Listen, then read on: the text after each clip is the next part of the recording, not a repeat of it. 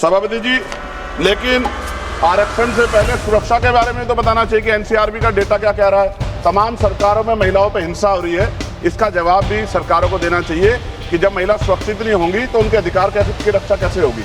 हमें याद रखना चाहिए, उन्होंने कहा था कि मैं किसी भी समाज की प्रगति को महिलाओं की प्रगति से मापता हूँ। बाबा साहब अम्बेडकर जी ने सबसे बड़ा क्रांतिकारी कदम था वो हिंदू कोड बिल था। राज्यसभा की सीटों में वृद्धि होनी चाहिए। वर्तमान में राज्यसभा की सीटें लोकसभा की सीटों के लगभग 45% है। राजनीति में one vote one man one vote one value के सिद्धांत पे लोकतंत्र टिका हुआ है। माननीय श्री चंद्रशेखर जी। धन्यवाद सभापति जी। मैं आज इस सदन में अत्यंत महत्वपूर्ण, ऐतिहासिक और संवेदनशील विषय पर अपनी बात रखने के लिए खड़ा हुआ हूं। यह केवल एक विधेयक नहीं है, ये भारत की लोकतंत्र की आत्मा का प्रश्न है। यह उस न्याय की परीक्षा है जिसकी नींव हमारे संविधान में रखी थी, और यह उस विश्वास का सवाल है जो देश की करोड़ों महिलाओं के संसद से जुड़ा हुआ है। सभापति जी, मैं शुरुआत से स्पष्ट कर देना चाहता हूं कि हम महिला आरक्षण के पक्ष में हैं और हम इसे महिलाओं का संवैधानिक अधिकार मानते हैं। लोकतंत्र में समर्थन और सवाल दोनों साथ चलते हैं। मेरी तो सरकार से मांग है कि आधी आबादी 50% है, 33% की, उनको बढ़ा के 51% कर देना चाहिए। जब बराबरी महिलाओं को तो सदियों से नहीं मिला, जो वो बढ़ के मिलना चाहिए। सरकार की और हाउस की ये मंशा होनी चाहिए। सभापति जी, लेकिन आरक्षण से पहले सुरक्षा के बारे में तो बताना चाहिए कि एनसीआरबी का डेटा क्या कह रहा है। तमाम सरकारों में महिलाओं पर हिंसा हो रही है, इसका जवाब भी सरकारों को देना चाहिए कि जब महिला सुरक्षित नहीं होंगी तो उनके अधिकार की रक्षा कैसे होगी। जब हम महिला सशक्तिकरण की बात करते हैं तो ये कोई नई सोच नहीं है, ये उस परंपरा की निरंतरता है जहां सावित्रीबाई फूले, मां रमाबाई, अहिल्याबाई होलकर, फातिमा शेख, झलकारी बाई, महुदा देवी पासी, अवंतिकाबाई लोधी, मां फूलन देवी जैसी वीरांगनाओं के संघर्ष हमारे सामने उदाहरण है। बाबा साहब अम्बेडकर जी ने संविधान बनाते हुए कहा था कि हम एक ऐसे संविधान को बना रहे हैं जहां हर नागरिक को समान अधिकार देगा, चाहे वह पुरुष हो या महिला। हमें याद रखना चाहिए, उन्होंने कहा था कि मैं किसी भी समाज की प्रगति को महिलाओं की प्रगति से मापता हूं।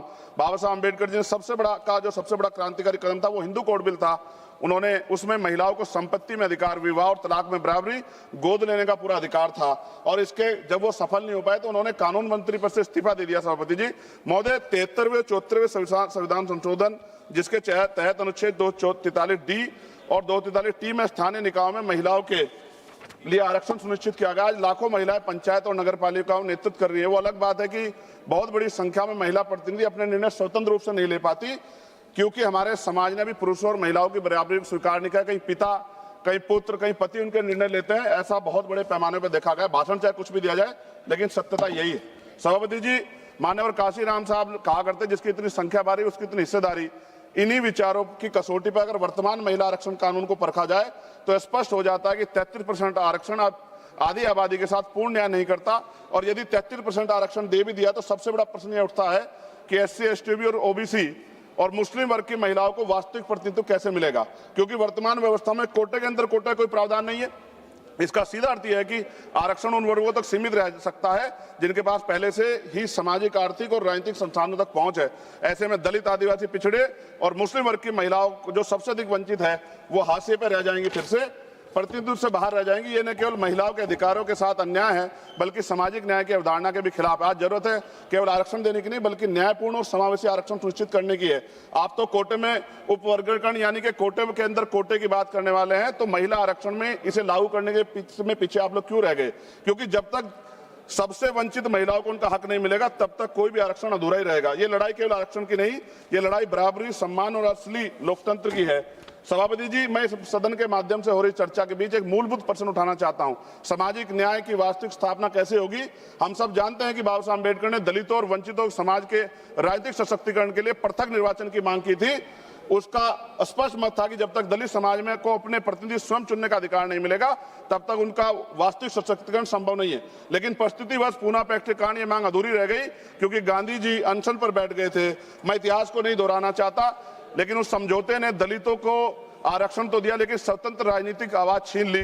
माननीय सभापति जी, बहुजन आंदोलन के महानेता काशीराम जी ने अपनी प्रसिद्ध पुस्तक चमचा युग में भी इस व्यवस्था की सीमाओं को उजागर किया है कि कैसे वर्तमान राजनीतिक ढांचे में दलित प्रतिनिधि अक्सर स्वतंत्र नहीं रह पाते, अपने समाज से ज्यादा अपनी पार्टी के प्रति समर्पित हो जाते हैं। यही हाल पिछड़े वर्ग के नेताओं का भी है।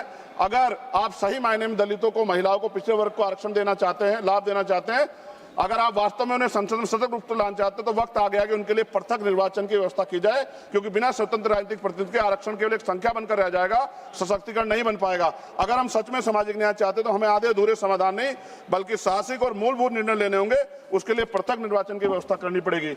लोकसभा की तरह सभापति जी, राज्यसभा की सीटों में वृद्धि होनी चाहिए। वर्तमान में राज्यसभा की सीटें लोकसभा की सीटों के लगभग 45% है, इसलिए लोकसभा सीटों को बढ़ाने के बाद राज्यसभा की सीटें बढ़ाकर 850 का 45% यानी कि लगभग 383 सीटें होनी चाहिए। सरकार ने अगली जनगणना में, जब गृह मंत्री बोल रहे थे, उन्होंने कहा था कि जातिगत जनगणना कराएंगे, वादा किया था। अगली जनगणना में SC ST OBC की जनगणना की जनसंख्या की गणना के बाद अब समय आ गया है कि राज्यसभा, विधानसभा, विधान परिषद में भी SC ST की तरह OBC वर्ग के लोगों को जनसंख्या के अनुपात में आरक्षण दिया जाना चाहिए, जहां जहां भी अब तक लागू नहीं है। और पिछड़ी और अति पिछड़ी जातियों को भी लोकसभा और विधानसभा में आरक्षण की व्यवस्था हो, जैसे SC ST के लोगों को है।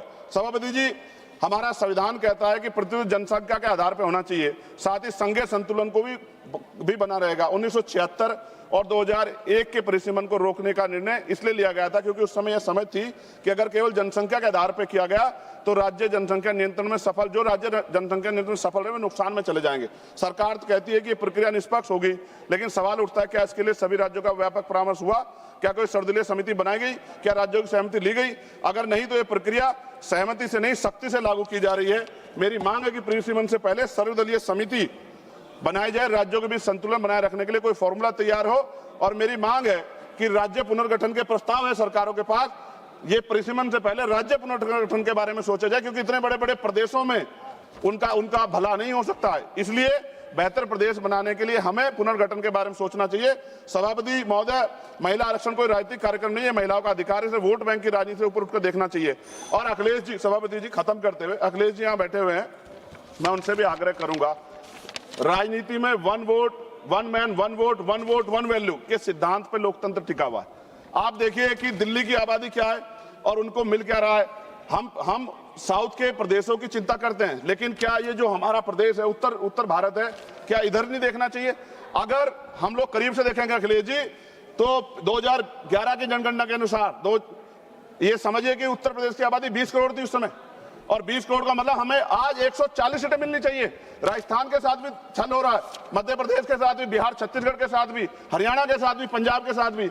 मेरी ये मांग है कि हम राजनीतिक भाईचारा निभाते हुए ये ना भूल जाए कि हमारे प्रदेशों के क्या हाल है। आप समझ के देखिए, एक MP कितने क्षेत्रों को कवर कर सकता है? इतनी बड़ी बड़ी लोकसभाएं बनी है। तो ये आज आवश्यकता है कि हम उत्तर का भी ध्यान रखें, हम लोग नॉर्थ का भी ध्यान रखें, और ऐसा कॉमन मिनिमम प्रोग्राम बनाए जिसमें उत्तर प्रदेश का जो 20 सीटों का नुकसान हो रहा है, अगर ये लागू हो जाएगा तो भी वो 20 सीटों का नुकसान की भरपाई कैसे होगी, इसके बारे में ध्यान रखते हुए, और पिछड़े वर्ग की महिलाओं को, मुस्लिम वर्ग की महिलाओं को और पिछड़े और अति पिछड़े समाज को लोकसभा और विधानसभा में भी आरक्षण की व्यवस्था करानी चाहिए। ऐसी मेरी मांग है। बहुत बहुत धन्यवाद। जय भीम, जय भारत, जय संविधान। बाबा साहब अम्बेडकर जिंदाबाद। मान्यवर काशीराम साहब अमर रहे।